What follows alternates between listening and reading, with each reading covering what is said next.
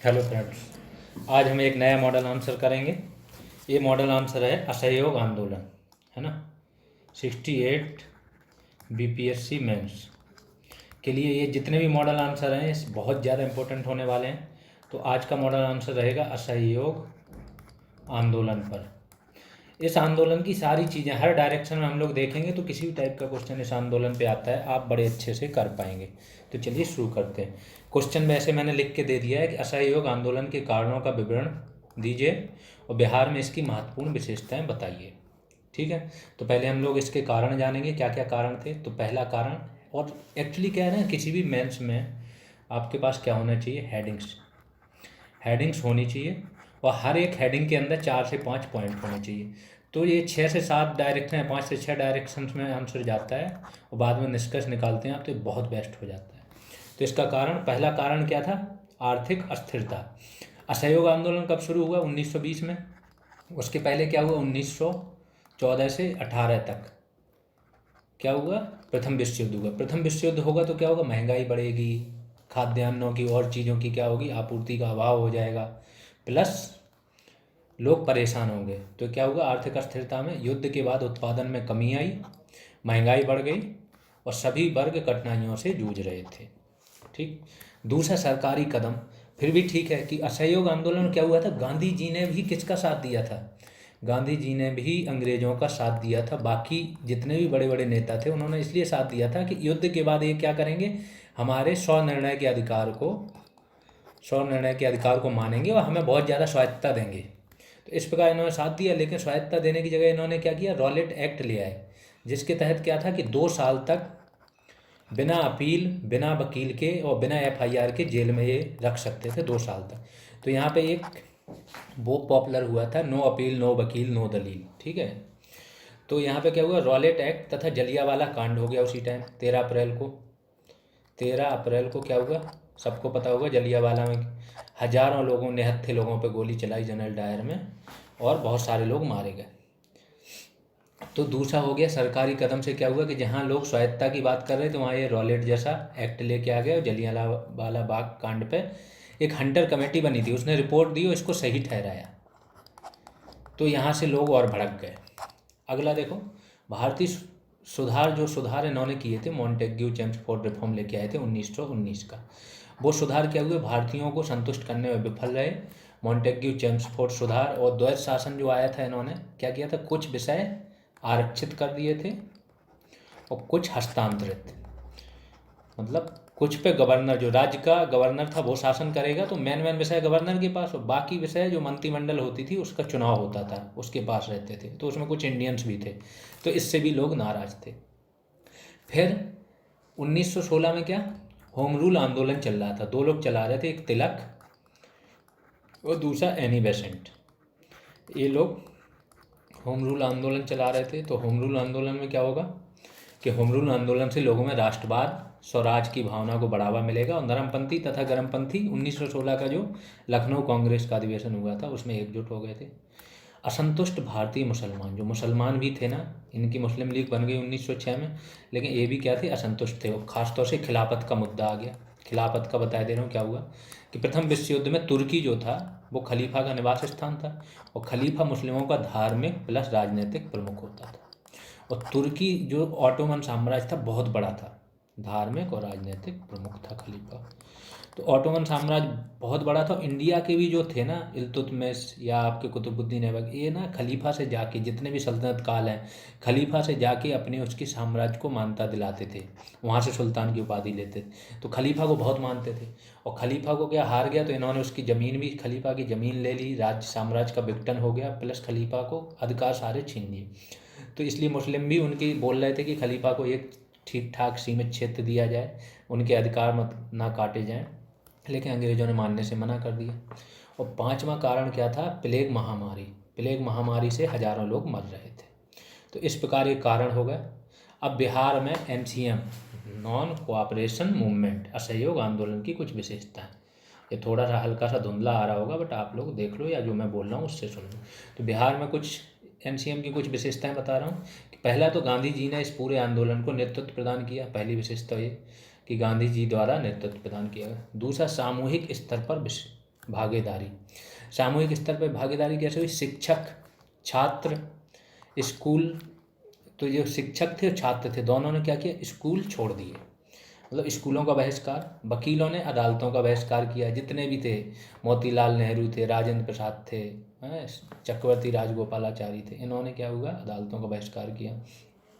अधिकारियों ने नौकरी छोड़ दी, विदेशी वस्तुओं का बहिष्कार हुआ। मुंगेर तथा भागलपुर में घाटों और तालाबों, मुंगेर, ये बिहार स्पेशल पॉइंट है तो इसको ध्यान देना, मुंगेर और भागलपुर में क्या हुआ? घाटों तथा तालाबों के बंदोबस्त हेतु नीलामी की जा रही थी कि इनका बंदोबस्त जो बोली लगाए उसको दे दिया जाएगा।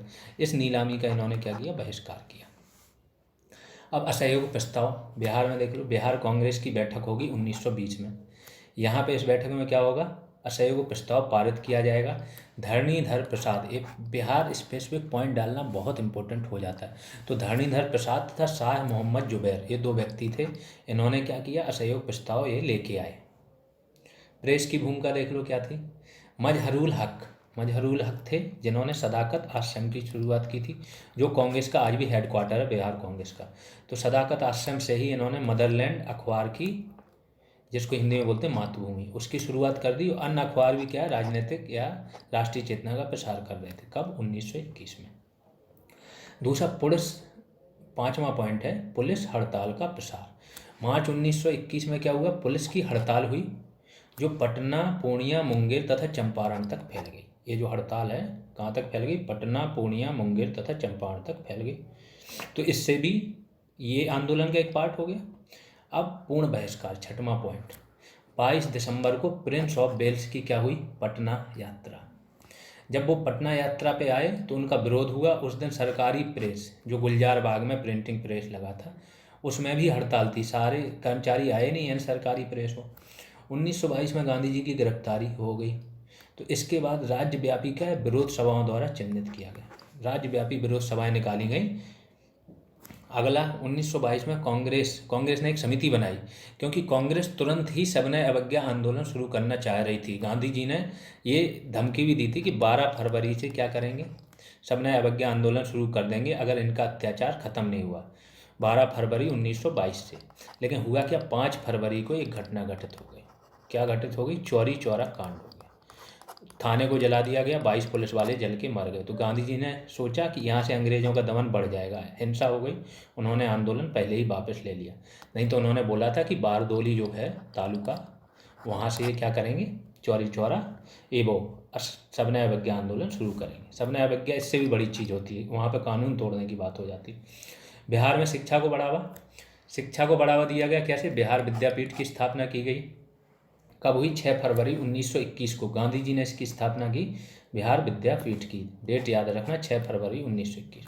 राजेंद्र प्रसाद को एक स्कूल की भी स्थापना हुई, नेशनल स्कूल ऑफ पटना। इसका प्रधानाचार्य किसको बनाया गया? राजेंद्र प्रसाद को। तो नेशनल स्कूल ऑफ पटना भी याद रखिएगा आप लोग। 9वां पॉइंट है सदाकत आश्रम। पहले ही बता चुका हूँ, मजहरुल हक ने इस आश्रम की स्थापना की थी, जो आगे चल के कांग्रेस का हेडक्वार्टर बना, बिहार कांग्रेस का। और इसकी सितंबर 1921 में स्थापना हुई। मातृभूमि अखबार तो निकला ही। अब इस आंदोलन का महत्व देख लेते हैं। बोला ना, हर दिशा में आपका क्वेश्चन होना चाहिए। जब हर दिशा में आप लिखते हो ना, तो एग्जामिनर आपको फुल मार्क्स देता है। स्वतंत्रता संग्राम को तेज करने की नींव रखी। इसका महत्व, ये एक हेडिंग है, ये मैंने एक ही उसमें लिख दिया थोड़ा शॉर्ट करके। इसने क्या किया? महत्व क्या है? स्वतंत्रता संग्राम को तेज किया। क्योंकि क्या होता है, हर आंदोलन के बाद चेतना जागृत होती है, लोग एकजुट होते हैं। सरकार के जो अत्याचार हैं उनके खिलाफ क्या होती है? जागरूकता मिलती है लोगों को, प्लस उनका साहस बढ़ता है हर एक आंदोलन के बाद। तो इस प्रकार से क्या हुआ? स्वतंत्रता आंदोलन आगे चल के और तीव्र होगा। कांग्रेस पार्टी की भी लोकप्रियता बढ़ेगी। सांप्रदायिक सद्भाव, क्योंकि हिंदू मुस्लिम एकता, सबसे ज़्यादा मुस्लिमों की भागीदारी इसी आंदोलन में रहेगी। इसके बाद धीमे धीमे ये कम हो जाएगी। लोग अपने अधिकारों के प्रति जागरूक हुए। ये तो हो गया इसका महत्व। हर एक ये हेडिंग है, ध्यान रखना। आलोचनात्मक आकलन कर लो। क्या है आलोचनात्मक आकलन? कांग्रेस का ब्रिटिश शासन को संदेश की वह बहुसंख्यक राय का प्रतिनिधित्व करती है। ठीक है, कांग्रेस ने क्या किया? ये आलोचना नहीं है एक्चुअली। ठीक है, आलोचनात्मक आकलन अगर इसका करना है तो यही कि संगठन की कमजोरी आप लिख सकते हो। कांग्रेस संगठन अभी भी पूरी तरह मजबूत नहीं था। गांधी जी ने हालांकि 1920 में दोबारा स्थापना की थी, पूरा कांग्रेस का संविधान ही बदल दिया था। कांग्रेस वर्किंग कमेटी की स्थापना की थी, सदस्यता शुल्क रखा था, सदस्यता शुल्क 25 पैसे रख दिया था। इसके बाद इन्होंने क्या किया था, रचनात्मक कार्यक्रम। और कौन थे इस टाइम अध्यक्ष, वी राघवाचारी, नागपुर अधिवेशन जो हुआ था। तो यहाँ पे आलोचनात्मक आकलन, बाकी इसका आगे महत्व में ही है कि कांग्रेस का ब्रिटिश शासन को संदेश की वह बहुसंख्यक राय का प्रतिनिधित्व करती है। इसका भौगोलिक विस्तार क्या हुआ, व्यापक था, और राष्ट्रव्यापी इस आंदोलन का प्रसार हुआ। अब गाँव तक भी आंदोलन पहुंचा, इसके पहले के आंदोलन शहरों तक सीमित रहते थे। वास्तविक जन आंदोलन इसको बोल सकते हैं। और हिंदू तथा मुस्लिम एकता का यहाँ से क्या परिचय दिया गया। अब आ जाते हैं निष्कर्ष। निष्कर्ष में देख लो, पहला जन आंदोलन जिसने जनता में क्रांति ला दी, जनता को क्रांति हेतु इस जन आंदोलन ने एकदम बाहर निकाल दिया। भविष्य के आंदोलनों हेतु प्रेरणा का कार्य किया इसने, और जिससे बिहार भी अछूता नहीं रहा। आगे चल के जो भी आपके आंदोलनों में कौन से सविनय अवज्ञा होंगे, व्यक्तिगत सत्याग्रह होगा, इस पर भी अगला मॉडल आंसर आएगा, व्यक्तिगत सत्याग्रह और भारत छोड़ो आंदोलन। तो इन जन आंदोलनों हेतु क्या प्रेरणा मिली, है ना। और इन तीनों पे आपका एक मॉडल आंसर आ जाएगा आगे चल के। फिर 1920 में ये एक्स्ट्रा फैक्ट दे दी जो मैंने वहाँ पे बताए थे कि नागपुर अधिवेशन होगा, यहाँ पे असहयोग प्रस्ताव क्या पारित किया जाएगा, कांग्रेस का पूरा पुनर्गठन किया जाएगा, रचनात्मक कार्य डालेंगे, रचनात्मक कार्यों में क्या शिक्षण संस्थानों की स्थापना होगी, उद्योगों की स्थापना होगी जो स्वदेशी उद्योग होते हैं। अब क्षेत्रीयता, इस आंदोलन में क्षेत्रीयता के कुछ तत्व थे, क्या थे। पंजाब में इसी टाइम पे अकाली आंदोलन चल रहा था। अकाली आंदोलन क्या था कि गुरुद्वारों में भ्रष्ट महंतों ने कब्जा कर लिया था। तो एक अकाली, जो आज अकाली दल है ना, इसी आंदोलन की देन है अकाली दल, पंजाब में शिरोमणि अकाली दल। तो फिर 1925 में क्या होगा, इसी आंदोलन की वजह से शिरोमणि गुरुद्वारा प्रबंधक कमेटी SGPC की स्थापना होगी और महंतों से छुटकारा दिया जाएगा।